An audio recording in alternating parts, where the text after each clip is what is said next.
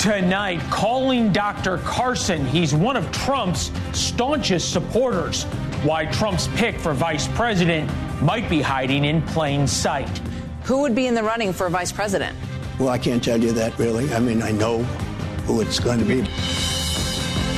Strange bedfellows. Trump and Biden have something in common. They both want Trump to be the nominee as soon as possible. Why the media plays along. Those policies that Nikki Haley is talking about, those are Donald Trump's policies. The China virus part 2. We won't have to worry about treating the next Chinese-made coronavirus. Reports are it will kill everyone, literally. Why we learned nothing from COVID. And fun police. Why the Biden administration wants to ban humorous signs from the side of the road. They really do think we are a nation of Homer Simpsons. Best in the West. It rhymes. Welcome to the fairest show on television. First tonight, the rise of Ben Carson. It has been meteoric over the past couple of weeks. The former presidential candidate and neurosurgeon is back on the national political stage. Right now, he's serving as a campaign surrogate for Donald Trump. And Carson speaks in terms, whether it's on the stump or scripted, that Trump loves. You think about the Bible and King David. Most of those people probably, if they were alive back in those days, would have said, oh, what a horrible guy. You know, the episode with Bathsheba and some of the other things that he did. And yet he was a man after God's own heart. God uses different people for different times. You need somebody with a Manhattan business type of personality. All right, so to be fair, who doesn't like being compared to God? In fact, Donald Trump speaks of himself sometimes in the very same way. If you want to defend your honor, and if you want to defeat the radical left Democrats and save America, you must vote for your favorite president of all time, Donald J. Trump. Trump plays into the messianic ideas of his followers. It works for him, clearly. And Carson, as you saw, and as we've seen over the past few years, knows how to work the media. He's willing to fight back in the way that Trump likes. You saw him on Fox News. Now here he is on CNN. He was with Abby Phillips the other night when she called his former boss, Donald Trump, vindictive. I think we've already seen that President Trump is not a highly vindictive individual, and that he didn't go after Hillary after he was elected in 2016. President Trump, you're saying President Trump is not a highly vindictive people. He's literally pledged to prosecute to Joe Biden. He said he would do that. He said he would go after people who wronged him. I always have a tendency to look and see what people do, not so much what they say. Ben Carson is also absolutely unflappable. Probably comes from years of being a neurosurgeon. Donald Trump says he's already picked his VP, or maybe at least picked the list of people he is going to look at. And just think about what's happened over the past couple of weeks. Carson's increased visibility on the trail. And Carson has a long history of loyalty to Donald Trump. He's obviously African American. And he has a track record at the Department of Housing and Urban Development under Donald Trump that has made Ben Carson a made man, to borrow a term, in the next administration. The question is going to be, made for what? Who would be in your cabinet, in your administration, if you are the nominee, which I know you expect to be, who would be in the running for vice president? Well, I can't tell you that, really. I mean, I know who it's going to be. Give us a hint. We'll do another show sometime. The Trump campaign, when we asked him about this segment, says that they haven't had conversations with anybody. It was a very cryptic answer. Trump and Carson have a long history together. Carson worked in the Trump administration, as we told you, HUD, Housing and Urban Development Secretary. They seem to get along quite well. Trump never fired him. That was a distinction that not many cabinet secretaries had. They also both ran presidential campaigns in 2016. Yet, unlike all of the other Trump rivals, when seen at the debates, Carson and Trump got along. Dr. Carson, you just heard his medical take. He's an okay doctor.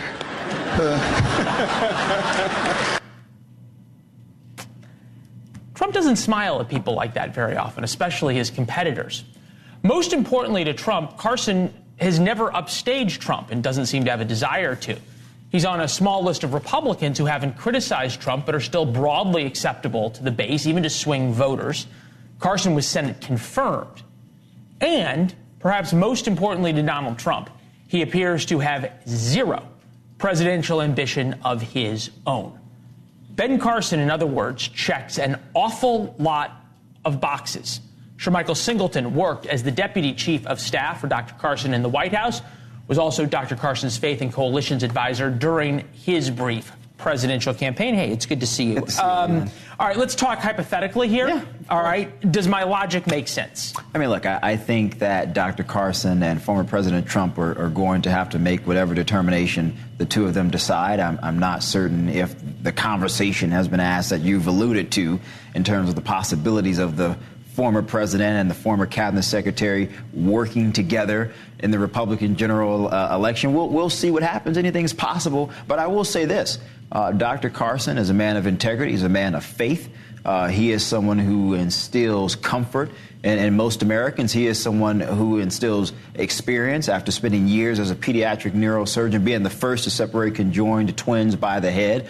Most Americans are familiar with his legacy. And as an African American, he is someone who instills and exudes pride about what is possible in this country. When you work hard and study hard, you can become something. But let's talk about this just in terms of the politics of it, right? The key demographic that Joe Biden has the hardest time with is African-American men. Yeah. Okay, and you think about in terms of support, more black voters now plan to vote for Donald Trump. He got 6% nationally in 2016, 9% in 2020, 22% now plan to vote for him in 6 battleground states.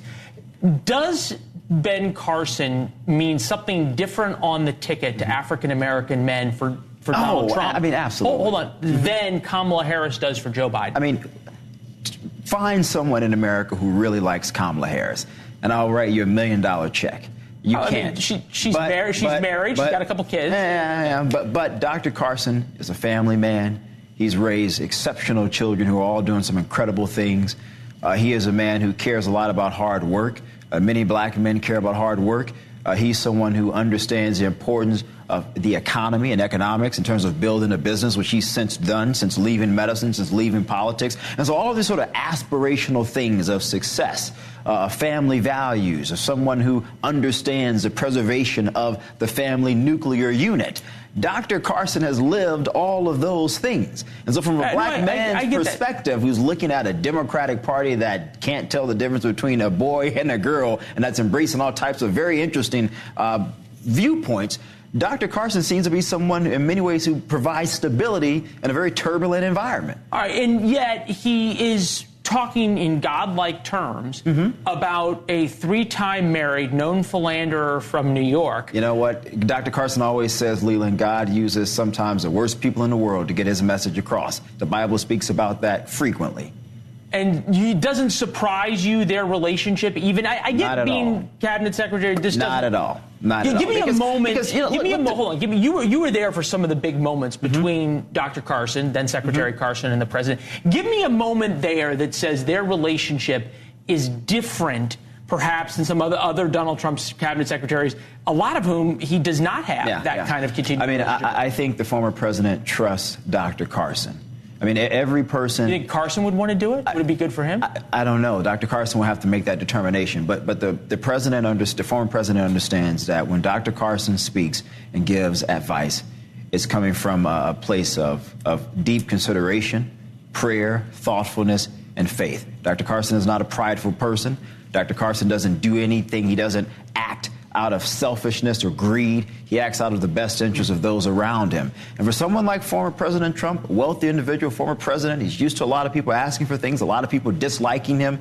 To have the comfort of a friend that just doesn't want anything but your best, that's something that anyone would yearn for in that position. Well, you know what they say in Washington? If you want a friend, get a dog. Well, he has Dr. Carson, okay? There you go. He's going to advise him well. Get Dr. Carson. All right, fair enough. It's good to see you, sir. Thank you. Despite their differences, and they have a lot of them, President Biden and Donald Trump, at the very moment as we speak right now, less than a week before New Hampshire, they have the same goal. Both Biden and Trump are trying to make sure Trump wins the Republican nomination as quickly as possible. Democrats strongly believe their best bet at winning in November is against Trump. And as for President Trump, he spoke this afternoon about Democrats, well, what they're going to do when it comes to Nikki Haley. In New Hampshire, they allow Democrats to vote for whatever reason in the Republican primary, and they also let independents vote in the Republican primary. President Biden benefits from a rematch with Trump. It will energize Biden's base. It may be the only thing that energizes Joe Biden's base. In the same way, Trump wants to declare himself the nominee so he can point to efforts to keep him off the ballot to energize Trump's base. Democrats know the playbook for this especially well, and they know it in New Hampshire. Back during the 2022 Republican Senate primary, Democratic groups spent $3.2 million to run ads in New Hampshire attacking the more moderate candidate. It worked. The right-leaning, the Trump candidate, if you will, Don Bolduc, won the primary only to lose in the general, just what Democrats wanted. Corey Lewandowski managed Trump's 2016 campaign, joins us now. Are you back in New Hampshire, Corey? Is my logic work all the way up north there? I'm in New Hampshire, and we're excited. This is like our Super Bowl, Leland. It lasts a week. Donald Trump is here tonight in Rochester. He's back on Friday, Saturday, Sunday, Monday, Tuesday. We're poised for a big victory for Donald Trump. And there's two very important things that the viewers have to remember. The state of New Hampshire has never been treated well by Joe Biden. You remember on primary day when he was running for the presidency, he left halfway through the day to go to South Carolina, and Donald Trump was victorious here in 2016, defeating at the time 17 candidates, his first primary victory, going on to win 38 times and securing the Republican nomination. I get all that. I got it. Help me understand, though, if you think I'm on to something, that there's a point here where for some Democrats, they are going to do to Nikki Haley what they did to other moderate Republicans because they'd rather run against Donald Trump. Am I being too conspiratorial? Yeah, I think, look, here's the truth. The race for the GOP nomination is going to be over on Tuesday. It doesn't matter what the Democrats do. Nikki Haley is losing to Donald Trump right now in the Republican primary of a poll out today from Suffolk University. 50 for Donald Trump, 34 for Nikki Haley. If you just look at the Republicans voting, Donald Trump is at 61, Nikki Haley's at 24. This race is over. Donald Trump is going to be the Republican nominee. He will be the Republican nominee before Super Tuesday. If Nikki Haley stays in the race, she will lose her home state of South Carolina, a feat that even John Kasich didn't succumb to in 2016 when he carried his home state of Ohio. So look, Nikki Haley's race is over. I don't know if I told her that, but we love and relish the opportunity to talk about the failures of the Biden administration, and we're ready for that fight.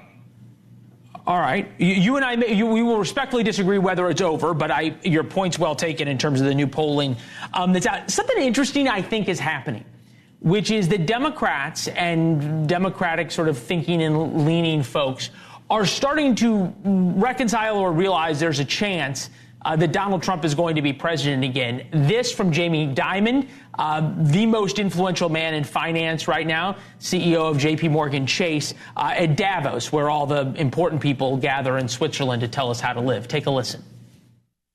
He was kind of right about NATO, kind of right about immigration. Mm-hmm. He grew the economy quite well. China virus. Tax reform worked. Yeah. He was right about some of China. I don't like what he did. No, I said China virus. Yeah, I understand. He may have been right. And I don't like how he said things about Mexico. But he wasn't wrong about some of these critical issues.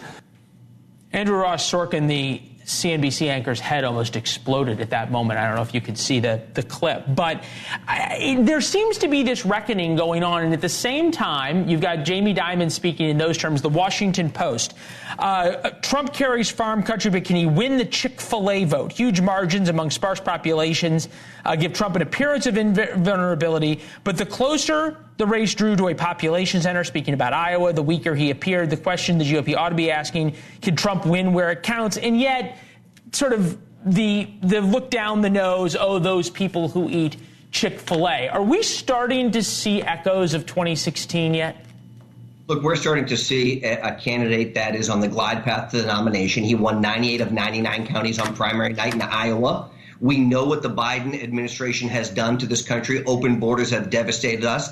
And it doesn't matter, Leland, if you're in New Hampshire or you're in Iowa or you're anywhere else. The number one issue when you poll it is what's most important to you is the issue of immigration. And whether you like Donald Trump's rhetoric or you don't, you felt safer when he was in the White House and you believed he was going to secure our border and build a wall. That is the number one issue. It's not anything else. And Jamie Dimon is right about one thing. Donald Trump had a bustling economy before the coronavirus brought it to a screeching halt. The American people remember it, and it wasn't that long ago where we had cheap gas prices, we had insurance that we could afford, and people could heat their homes and not have to make a decision about how they get to work every day. Those days are over. We're no longer feared by our enemies, and we're no longer respected by our allies.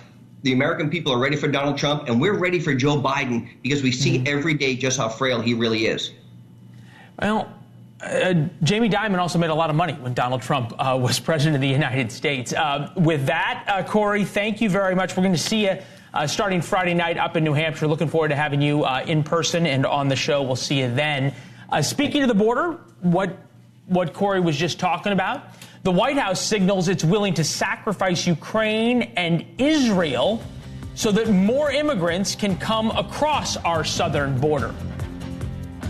What the White House missed about what Corey just said, and Big Brother has no sense of humor. Secretary Pete's Department of Transportation wants to stop states from using funny signs to stop serious problems like drunk driving or texting while driving.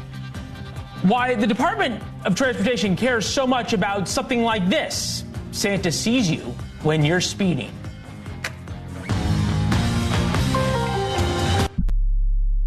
There will be no deal. There will be no money for Ukraine, no money for Israel, no money for our own needs unless you stop the abuse of parole as well as other things. All right. Today's Senator and foreign policy hawk Lindsey Graham laid down the law ahead of the government funding shutdown. That one word that he said, parole, explains all of the problems at the southern border. Of the 2+ million people who come across illegally each year, 85% or more get paroled into the United States. That means they get a bus ticket to the city of their choice. They get a work permit to be here in America and are told to show up in a couple of years for a court date.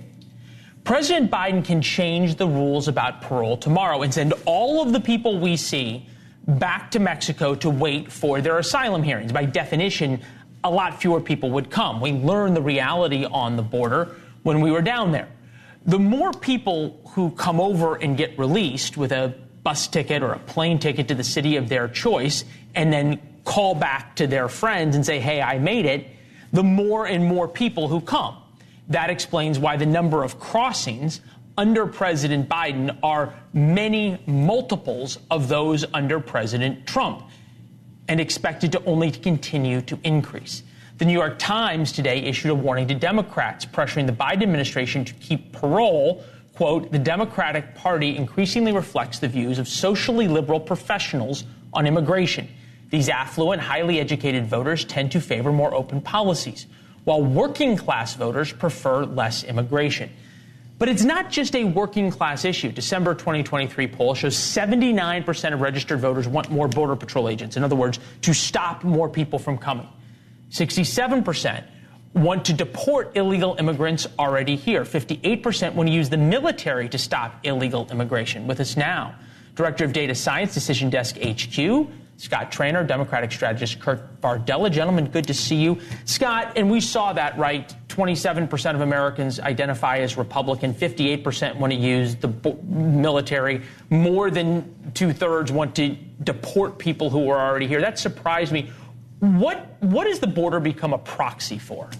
It's basically become a proxy for everything from economic issues. That's what we hear when we look at the results in Texas and Arizona and California.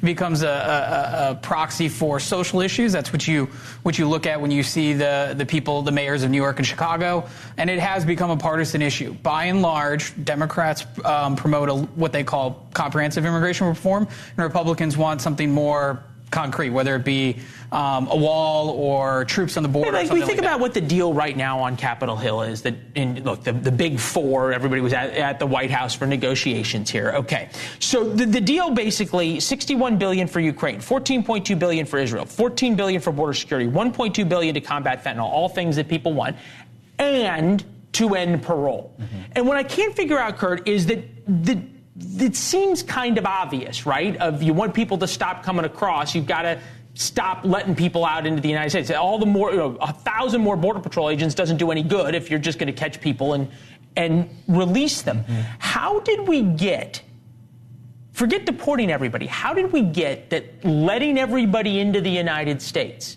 is so sacred among progressives? Well, I think that progressives are a victim of their own left flank, kind of promoting this idea that, well, we should welcome everybody in the world, right? We are all a nation of immigrants. You hear that catchphrase a lot, I think, from the left. They are horribly out of step where I think most Americans are right now on this, especially when we're seeing now in cities like New York. It used to be, well, it's a border issue. It only affects people on the border. The rest of the United States doesn't really care because they're not on the border. But now that we're seeing migrants get bussed over to Chicago, to New York, to cities, to metropolitans, they're like, wait a second. This isn't working for us. This is a problem. We do not like this. And the more that keeps happening, the more we're seeing Democrats just not adapt to the reality that people are seeing every day in their backyards. It's not just like in California where we're from here. They are now seeing it in their streets. They're seeing it in their workplaces. They're seeing it in their hospitals. They're seeing it in their schools. Democrats need to wake up here because this is an issue that could cost them dearly in November if they don't adapt. All right. Congressman Pete Aguilar, Democrat, on this. Take a listen. We're not going to fix this by building walls. We're going to fix this through broader use of technology, manpower, immigration, judges, humanitarian assistance, aid to local communities who are dealing with the frontline impacts. Unfortunately, as you've heard recently, Speaker Johnson doesn't believe in anything comprehensive when it comes to the border immigration. Look, politicians are known to spin, but that's just disingenuous because you can have all the Border Patrol agents you want, Scott, and if you don't say once we catch people we're going to deport them, we're just going to release them, it doesn't matter. This is the question. Are swing voters buying the concept that Republicans are holding up immigration reform? So it depends on how it's framed. I think by and large, swing voters want a solution. Republicans want to be specific about either, military and the border walls, whatever it is. Swing voters just want to stop talking about this, which is why I think it's interesting. You look at what Mitch McConnell's been saying to the conference. You look at what the Democrats want. Speaker Johnson obviously is against it. By and large, swing voters don't want to talk about this issue anymore, which is why it's their number one issue. Mm-hmm. And a lot of the polling, the NewsNation. They want it fixed, and it seems kind of obvious how to fix it. Kurt, though, I'm wondering about the White House here. This is an election year. It seems really obvious and very easy to say we're getting hundreds of billions of dollars in spending that we want in return for this very sort of minor thing of saying no more to parole. What is the White House's calculation? What are they afraid of if they do that? I think that they're afraid of losing their left flank even more. Listen, they've alienated the left right now on their Middle East policy. We're seeing an outright revolt from the likes of people like Bernie Sanders, tanking resolutions about Israel. They have the issue of Ukraine. They're having these issues with their left. There's only so many places they can afford to alienate the base that they are going to need in November. Because I'll tell you, if the Democratic Party base continues this line of, well, we're not really enthusiastic about Joe Biden, say what you want about Donald Trump. His voters are enthusiastic about Donald Trump. They are excited to vote for him. They will show up for him. Biden doesn't have that luxury right now. Yeah, the line we saw and I heard in Iowa was, they'll walk over glass for Donald Trump. His voters will.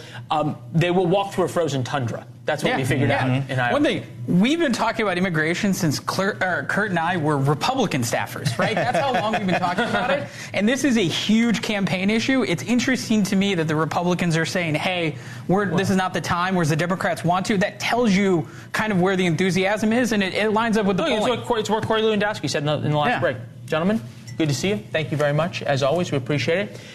These guys definitely remember this. Animal House, the greatest movie ever made, when Dean Wormer described and defined double secret probation. You're not walking out on this one, mister. You're finished. No more Delta. You bought it this time, Buster. I'm calling your national office. I'm going to revoke your charter. And if you wise guys try one more thing, one more, I'm going to kick you out of this college. No more fun of any kind. No more fun of any kind. That's the message from the Department of Transportation about highway road signs like this. Santa sees you when you are speeding, among many others. We have pictures of them. Some of them are pretty funny about your in-laws. Slow it down. Visiting in-laws, slow down, get there late. Apparently, Pete Buttigieg's Department of Transportation thinks that funny signs are too distracting, as if drivers would be overwhelmed by laughter at the dad jokes. Use headlights. Don't want coal in your stocking, put the phone down.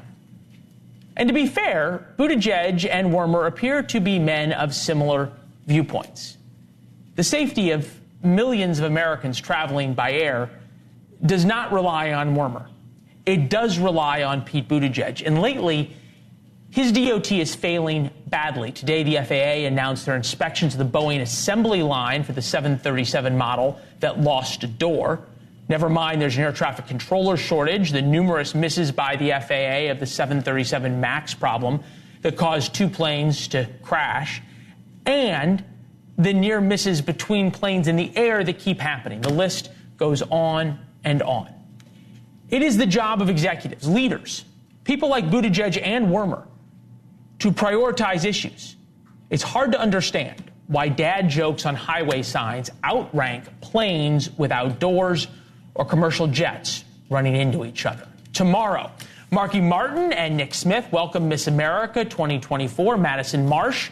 Tune in to hear how the United States Air Force officer represented her fellow airmen at the pageant and her plans for the future. That's tomorrow on Morning in America. I believe I'll be on Morning in America, too. Nobody will be tuning in to see that. I don't take it personally. Coming up next, a new report shows that China tracked COVID spread for 2 weeks before telling the world what was coming our way, which makes news they're developing completely lethal. A new lethal strain of COVID, even more frightening. We'll see you in a minute.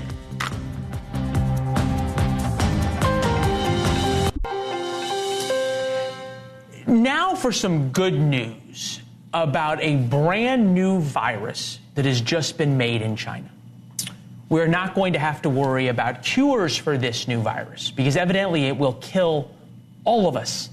Much like creating a deadlier coronavirus at the Wuhan lab to make COVID-19, the Daily Mail reports Chinese scientists infected what they call humanized mice with a new coronavirus that affects the brain and boasts a kill rate of 100%. Professor Francis Ballox, an infectious disease expert based at University College London, wrote on Twitter, "It's a terrible study, scientifically pointless. I can see nothing of vague interest that could be learned from force-feeding a weird breed of humanized mice with random virus.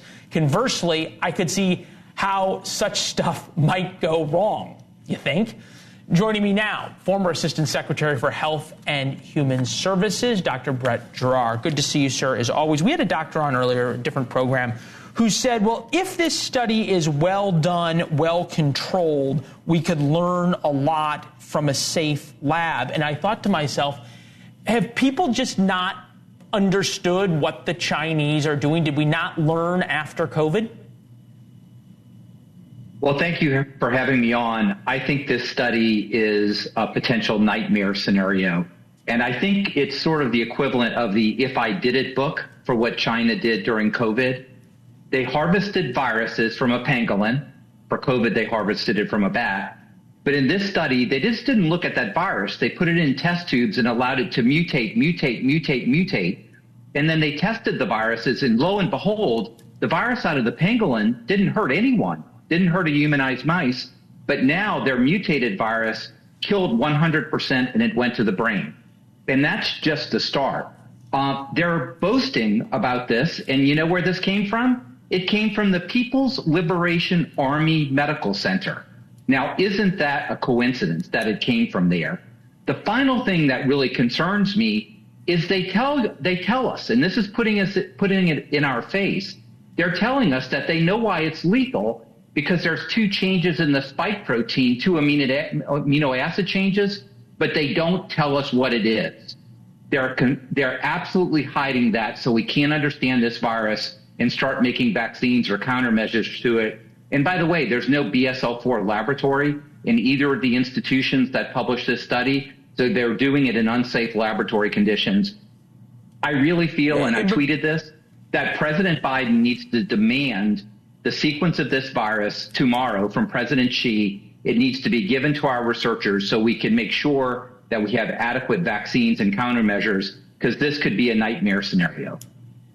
Well, in other news, Mrs. Lincoln, how did you like the play, I guess, other than that? But look, I mean, you make a great point. They don't have the labs, and we know that in terms of the safety standards that you would need to look at these kinds of viruses and do this.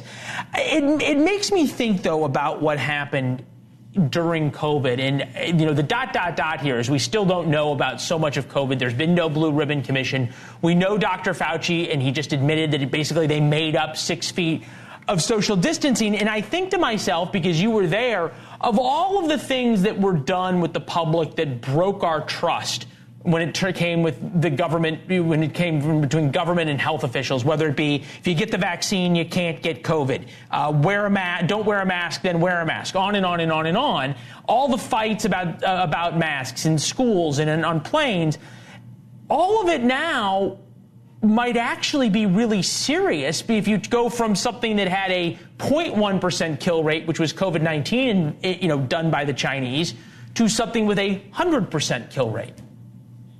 Well, you're right, and I don't want to totally alarm your viewers, because just because it kills 100% of mice doesn't mean it's going to kill 100% of people or even 1% of people.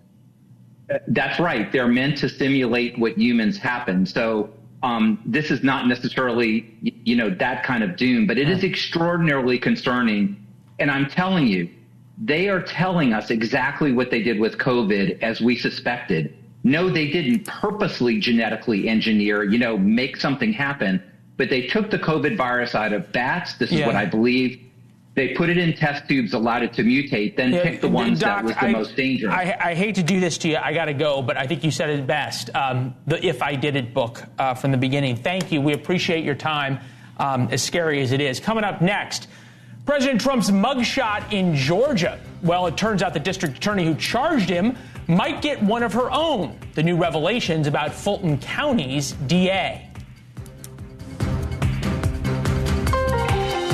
Is perhaps lying in her latest public explanation of hourly rates she paid to her alleged lover.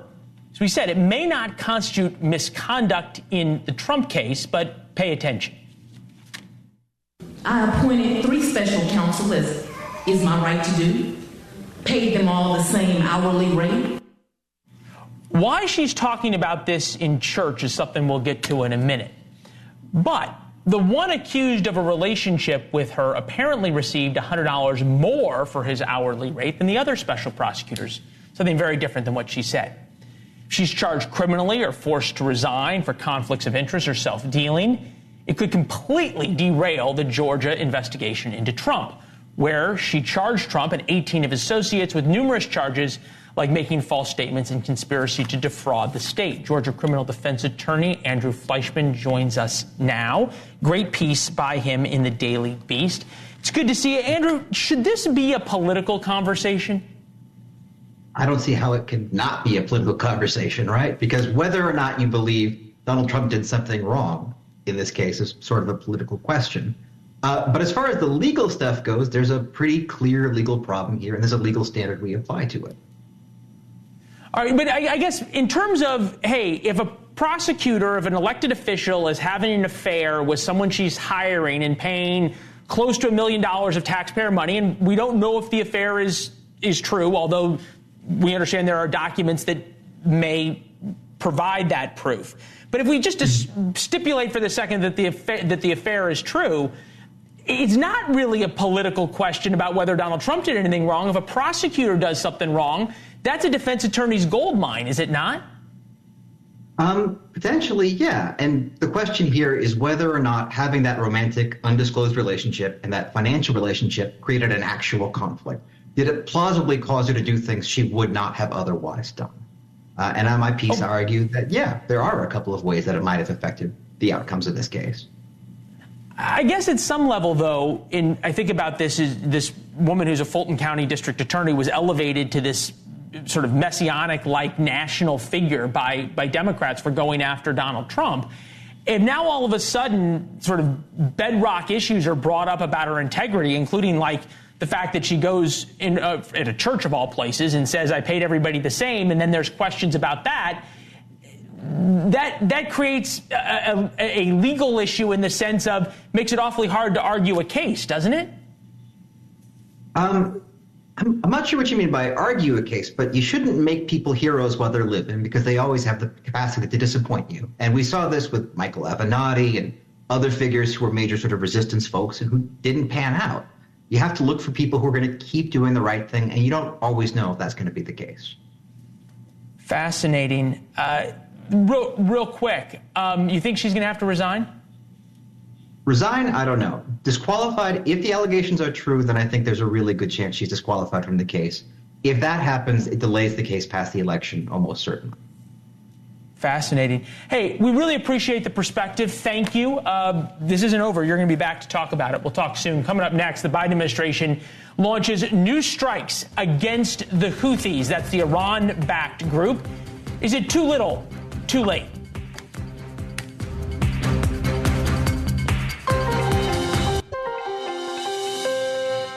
Breaking news right now out of Sana'a, Yemen. 4 o'clock in the morning there, still 8 p.m. here in Washington.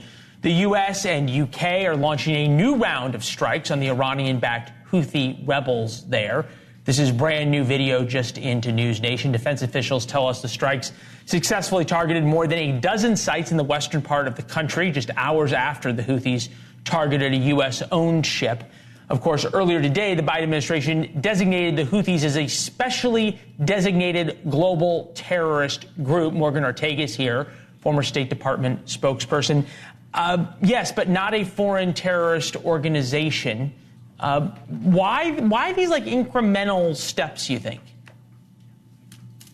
I think it's a political decision, to be honest, and I say that from two different perspectives. First, and I used to, many years ago, build designation packages when I was an analyst at the Treasury Department, so I know what these are like. They're very time-intensive. And at the State Department, it took us about a year, Leland, to build this designation package to name the Houthis as an FTO. Within weeks of the Biden administration taking over, they rescinded that designation. The reason why they did so is because very lefty foreign aid groups had been incredibly critical, and probably some of this was warranted, by the way, for the Saudi fight in Yemen. They were obviously at war with the Houthis, and there was a lot of civilians getting killed. So many of the aid organizations opposed it whenever we in the Trump administration put that foreign terrorist organization FTO label on the Houthis. And so that was one of the reasons, sort of throwing a bone to your base, that Secretary Blinken and Biden rescinded that designation. Unfortunately, when you rescind something for political reasons, Leland, and you don't actually get something out of a negotiation, well, then the other party can continue to act as they were before the designation, and that is exactly what the Houthis did. The Houthis literally began attacking within days of Blinken removing that FTO designation. So now you have 3 years. By the way, it wasn't just the removal of the designation. In February of 21, President Biden made a speech where he demanded essentially that Saudis stop attacking or stop, defending themselves against the Houthis, stop the war in Yemen, said that no more U.S. military hardware would be sent, no more U.S. assistance, because he wanted to end that war. And while Biden wanted to end that war, Iran did not. So for the past 3 years, you have had Iran aiding, funding, abetting, training, and equipping the Houthis, which are a terrorist organization, whether you want to call them that or not, that's what they are. So they've had 3 years to continue to attack and to continue to build up their capabilities. And now you see, Leland, the nightmare scenario, the one that we all dreaded, the one that we all feared after 9/11. That nightmare scenario is that a terrorist organization would have things in their hands like ballistic missiles, like sophisticated drones, where they could attack U.S. ships, U.S. sailors, and U.S. service members. That is exactly what a terrorist organization has 20 years after 9/11. And today, by calling them, not by calling them an FTO, but by going one level down and calling them a specially designated global terrorist group, it effectively takes the teeth out of the sanction. So the Biden administration did this because they did not want to piss off these same groups. Sure. Yeah, no, and that's where I was getting. No, look, you're the right person for this, because you have the timeline from being the people who originally named them a foreign terrorist organization now to today. Unfortunately, we don't have enough time for that comprehensive an answer to my final question because we're going to run out of time in the show. Yeah. But I got 30 seconds. There were protesters outside of the White House, lots of them trying to break into the White House over the weekend, shouting, "Yemen, Yemen, make us proud." How is it that we have gotten to a place in America where there are thousands of people showing up, chanting in support of what you rightly call, and what by any fair assessment is, a terrorist organization? I have no idea how. Well, I don't want to say I have no idea how we got there. We got there because these are the same groups. Listen, there was a lot of groups that were blaming the United States after 9/11. It is a far leftist ideology that thinks that it's America's fault every time something bad happens in the world. I think bad things happen in the world when America doesn't lead and when America isn't out front and whenever America is passive. And that's why we did things like in the Trump administration, like we actually gave the Ukrainians, weapons before Russia invaded. Go figure. Something the Biden team didn't do. So it's just a leftist ideology about America's place in the world, and I just don't agree with it. Morgan, we got to run. Thank you very much. We appreciate it. The strikes, we don't know if they will continue throughout the night. We'll keep an eye on it. Here's Chris.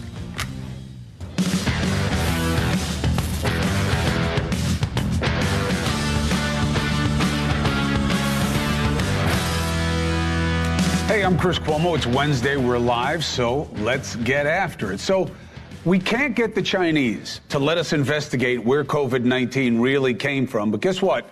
They may have just told us. They just admitted to experimenting now with a COVID strain that is 100% lethal in mice. And people are like, oh, it's just mice.